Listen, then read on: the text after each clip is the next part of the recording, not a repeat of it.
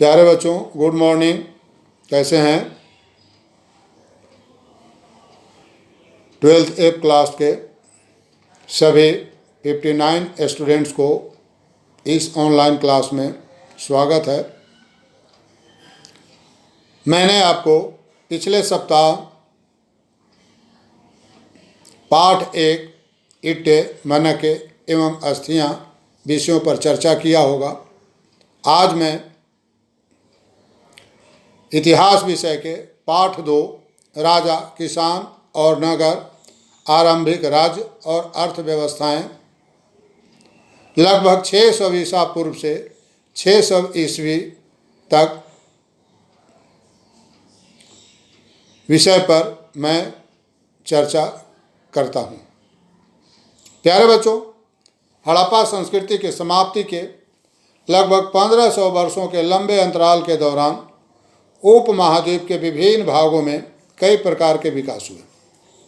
यह वह काल था जब सिंधु नदी और उसकी सहायक नदियों के किनारे रहने वाले लोगों के द्वारा ऋग्वेद का लेखन किया गया। उत्तर भारत, दक्कन के पठार और कर्नाटक के विभिन्न भागों के अतिरिक्त उपमहाद्वीप के अनेक भागों में कृषक बस्तियां अस्तित्व में आई। इसके अतिरिक्त दक्कन और उसके दक्षिण में चारवाहा बस्तियों के प्रमाण भी मिले हैं।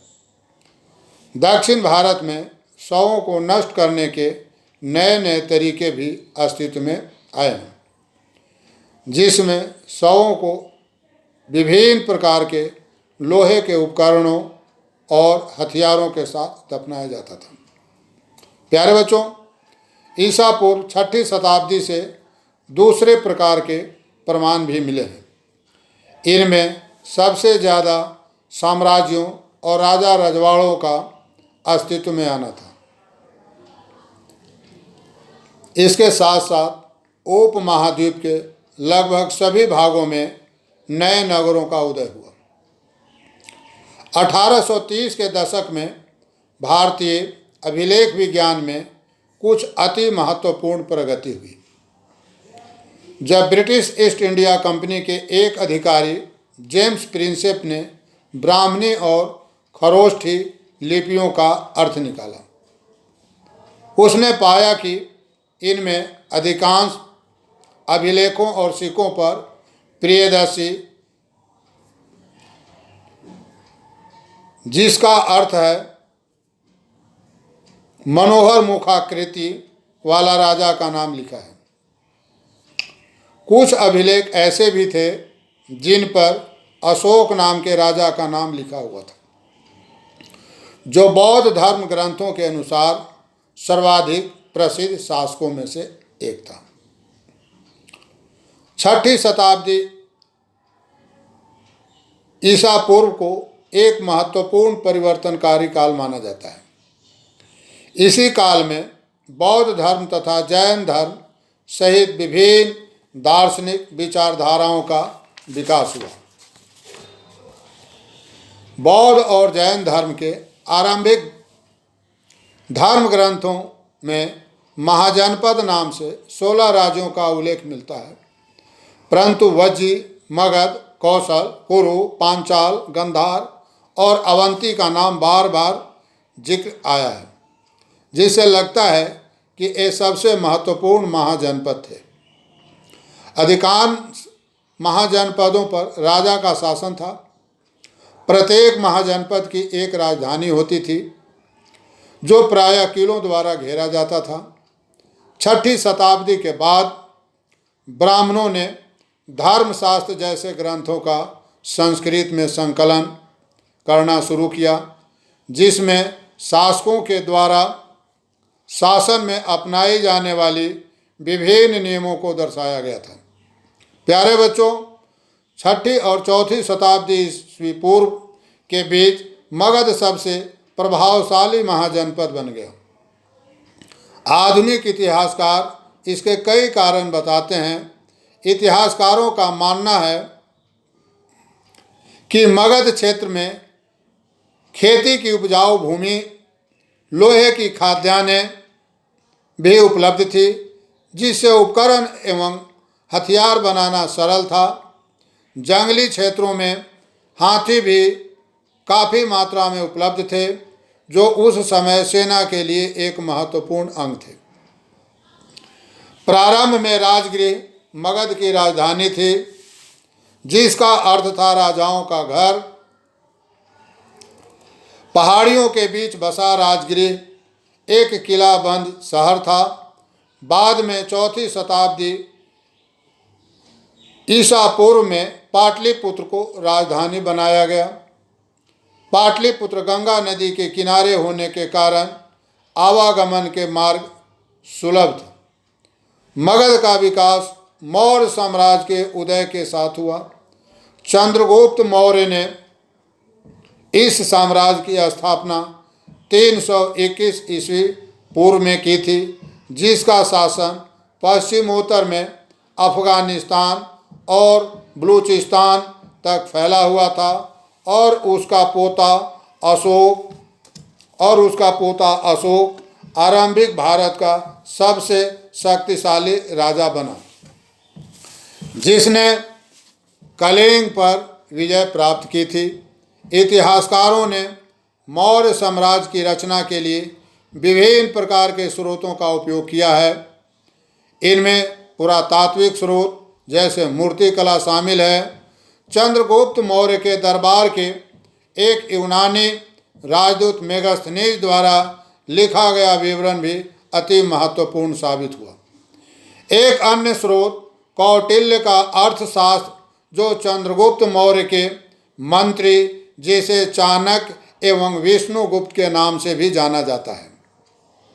प्यारे बच्चों, अशोक पहला सम्राट था जिसने अपने अधिकारियों और प्रजा के लिए संदेशों को प्राकृतिक पत्थरों और पालिश किए हुए स्तंभों पर लगवाया था।